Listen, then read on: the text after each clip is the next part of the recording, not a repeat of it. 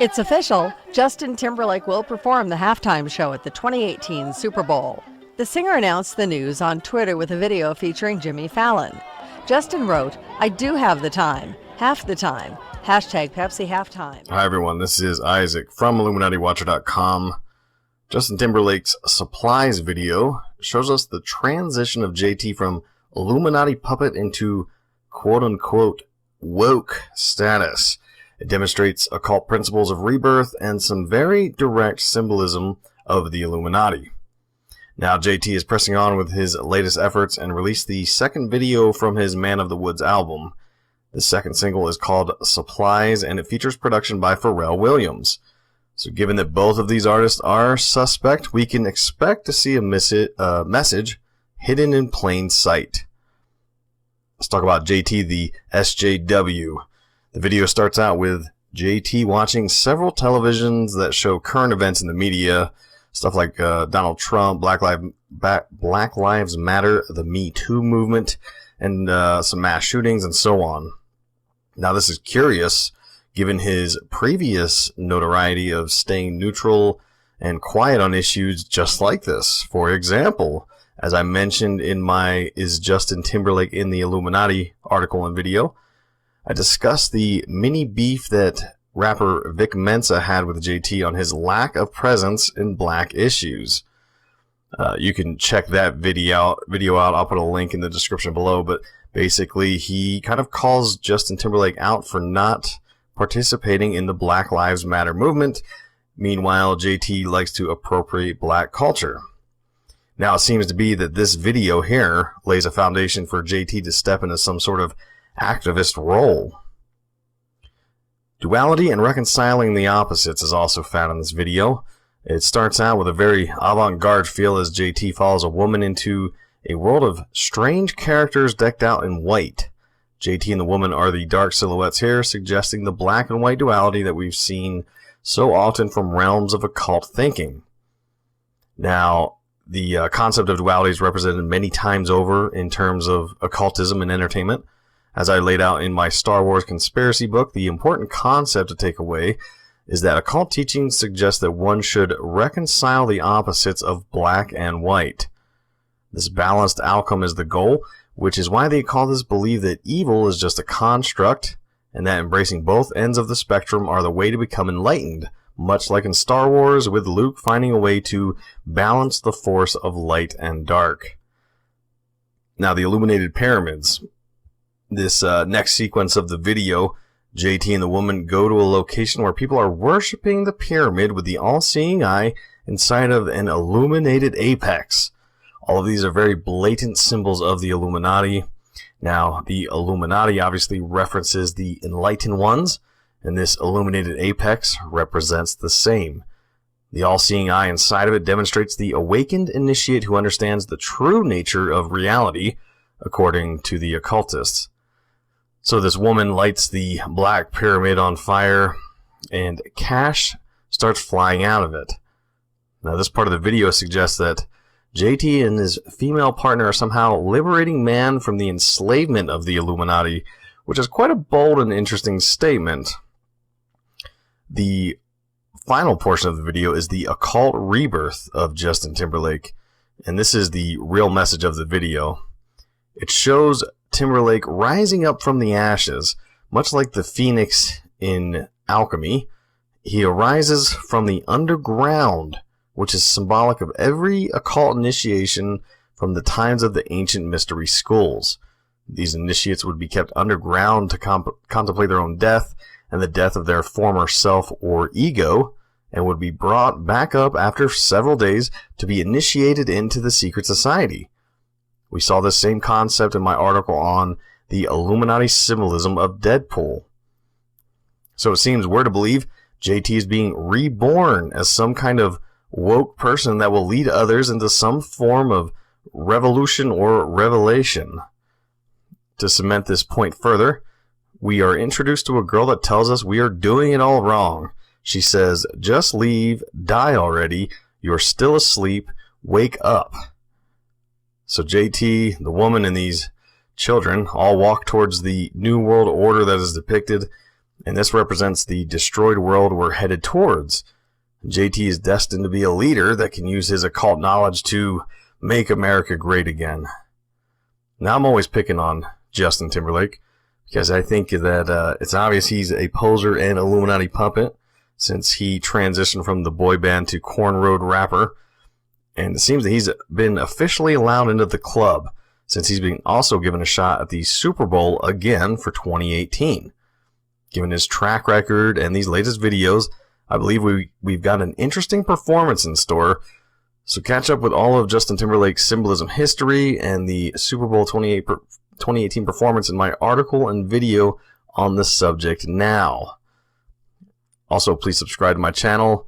I've got more videos coming out as well as a post-2018 Super Bowl analysis when it happens.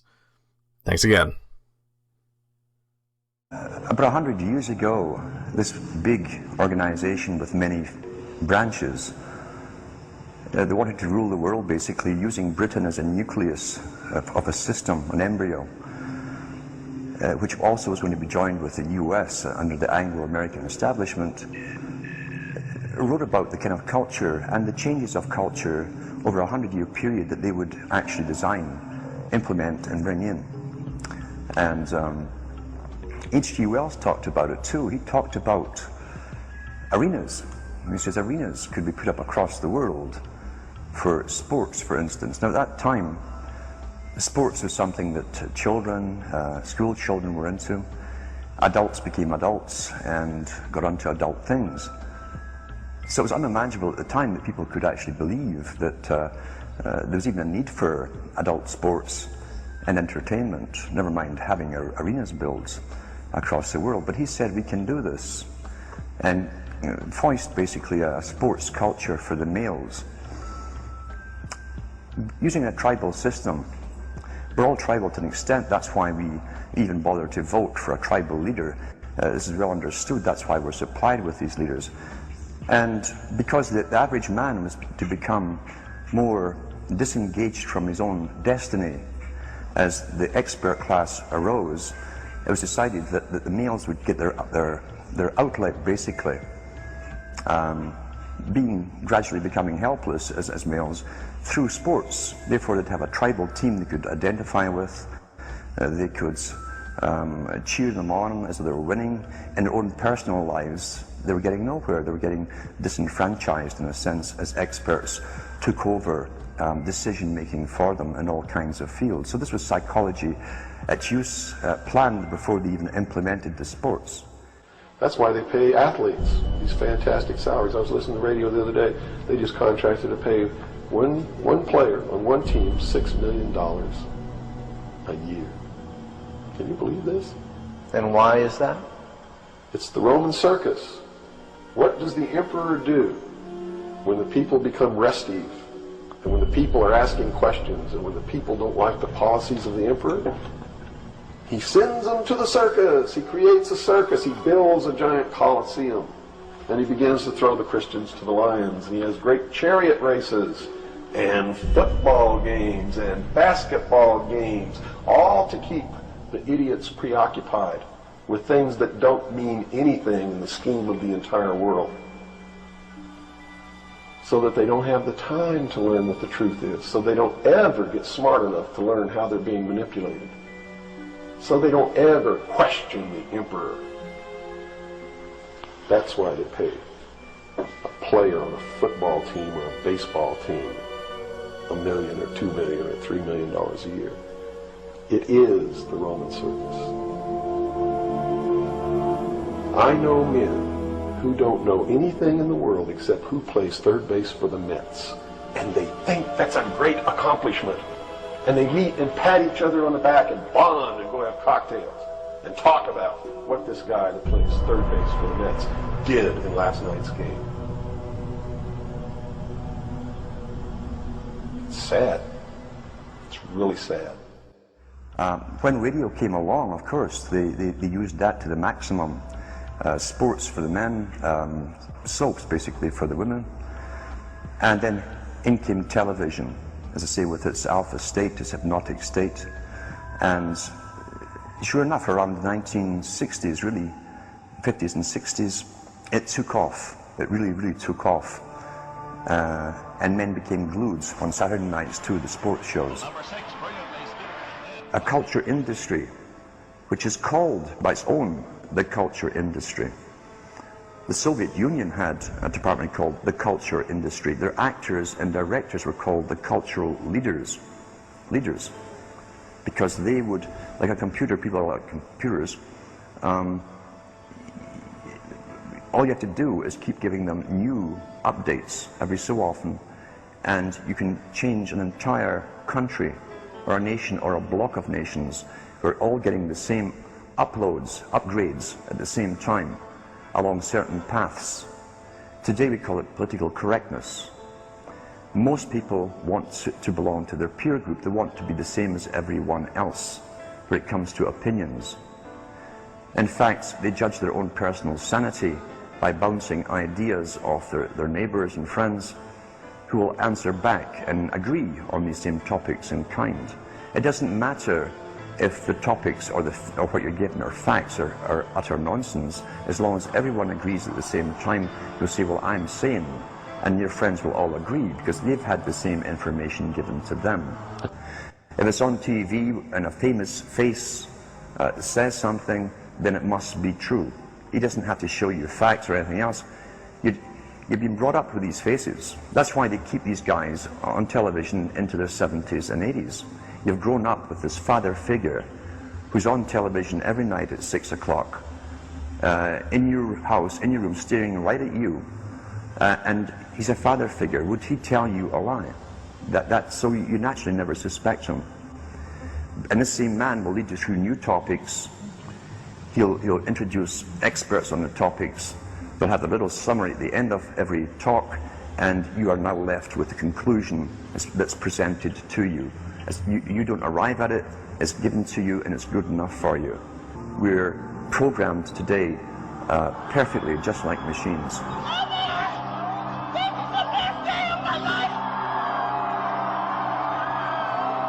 We tie this in with the Brzezinski. Brzezinski said in 2 Ages. Now this guy was way up with the NSA. He's a master geopolitician. He admits he works in 20, 50-year periods to do with geopolitics in other countries. But he said himself, the public will shortly be unable to think or reason for themselves. He was meaning by the form of information that was given to them, the type, the formulas that were in use then in the 1970s. He says, eventually they'll be unable to think or reason for themselves. And eventually, he said, they will expect the media to do all their thinking and reasoning for them. Well, that's happened today. That's why people today can't think outside of the programming from television. This is a scientific dictatorship which Bertrand Russell said, and the Huxleys said, both Aldous and Julian Huxley said they would bring in the scientifically controlled society. Is there any room in a kind of society where these manipulations are not taking place for this type of entertainment or any type of entertainment at all? If people understand that a game is a game, football's a game. But let me tell you something. When 150 of the most powerful men and women in the world can meet in secret in Baden-Baden, Germany, and plot the fate of billions, and nobody even cares about it. But 6 football players go to lunch together, and it's in the headlines across the country. You have a reflection of the society in which that exists. And it is a sick, sick society that is doomed to self-destruction. So based on that scenario, there's some truth into what these men are looking at. Absolutely, and that's what makes me so sick, is that I'm trying to wake up a people who on a daily basis are proving the ones that I'm warning them about to be right. Mm-hmm. Well, so that even though a minority, there are people out there that you recognize are awake to this, if they don't do something about it, they will lose that ability to be free in that way. That's correct. Whether they might think, well, I don't need to worry about it because I know what I know and I'm fine. That's It doesn't right. work that way. There's Yeah. a connection here to everything. That is correct. That is absolutely correct. A nation of people who are willing to send their sons and daughters that they profess that they love to a foreign country to die, and they use the excuse to themselves that they're sending them off to defend our country, and they know damn well that's a lie, are doomed.